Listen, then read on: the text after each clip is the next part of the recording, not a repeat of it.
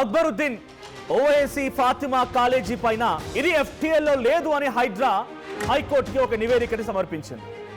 గతంలో ఇదే ఫాతిమా కాలేజీకి మీరు ఎఫ్టీఎల్ పరిధిలో ఉన్నారు, మిమ్మల్ని కూల్చబోతున్నా, డెమాలిషింగ్ చేయబోతున్నా, మీరు 6 నెలల్లో ఖాళీ చేయండి అని ఒక నివేదిక, ఒక నోటీస్ పంపింది హైడ్రా. అంతలోనే ఏం జరిగిందో 2 ఏళ్ల కాలంలోనే మరి అది ఎన్నికల జిహెచ్ఎంసీ ఎన్నికల సరంజామాని ఇప్పటి నుంచే సిద్ధం చేస్తున్నారు అధికార పార్టీ, ప్రభుత్వం ఆ రకంగానే ముందుకు వెళ్తున్న అనుమానాలు కూడా కలుగుతూ ఉన్నాయి. సో పబ్లిక్లో ఒక హైడ్రా పైన మరోసారి ఆగ్రహం వెళ్ళగక్కుతూ ఉన్నారు. సో సున్నం చెరువు దగ్గర వాళ్ళ కూల్చివేత సమయానికి ఎటువంటి నోటీసులు లేవు, ఎటువంటి ముందస్తు చర్యలు లేవు, డైరెక్ట్గా వెళ్ళి కూల్చివేస్తారు.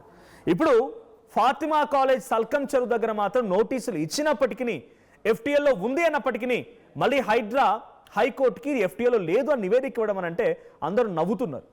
ఆ రోజు ఎఫ్టీఎల్లో ఎలా ఉంది, ఈరోజు ఎలా మారింది?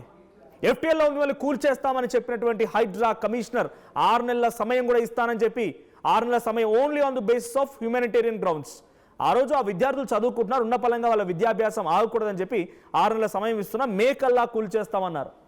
మళ్ళీ ఏం జరిగింది? 2 నెలల సమయంలోనే మళ్ళీ హుష్కాకి ఎటువంటి ఎఫ్టీఎల్ లేదని చెప్పి హైడ్రా అనే కోర్టుకు ఒక నివేదికను సమర్పించింది.